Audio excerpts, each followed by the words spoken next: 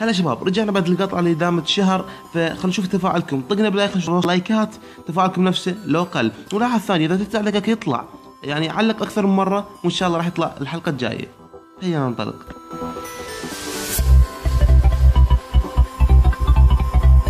بعد غياب دام سنين ومنين، شاب هو كله شهر 3 ايام. اسكت ابن الدايحة فضحتنا.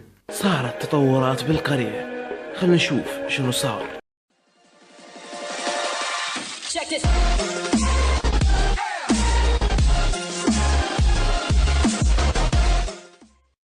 القول متزوج، صار عنده جهال 2. لا تقول لي تزوج منه، اكيد تزوج البيكة، لكن ورا فترة اكتشف انه هي ولد، لذلك قرر ينتحر على الطريقة البطيئة.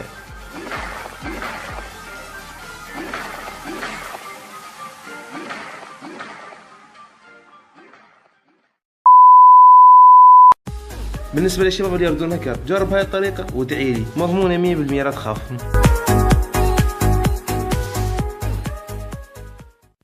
وحياكم بكلاين ضد السبعة الشقاقي، يعني حرب ما خاسرين.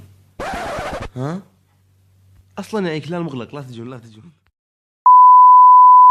بعد ما مليت من الناس اللي تهجم علي، قررت اخلي حماية بالقرية، بس مو اي حماية.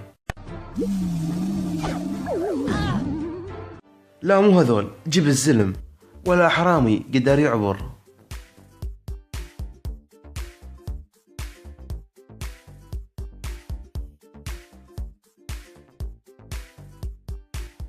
ولا حتى تنين.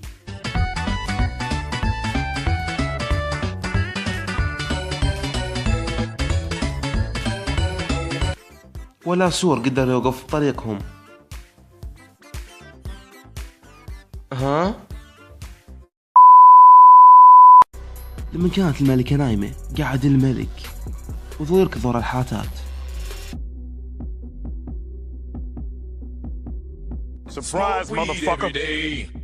قعدت الملكة وأجرت لها كم واحد حتى يقتلون الملك، ودزتهم عليه وصار اللي صار.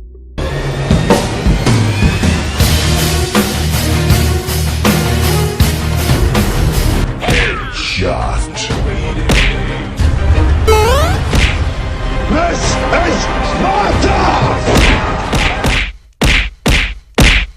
Finish him! Hello from the other side.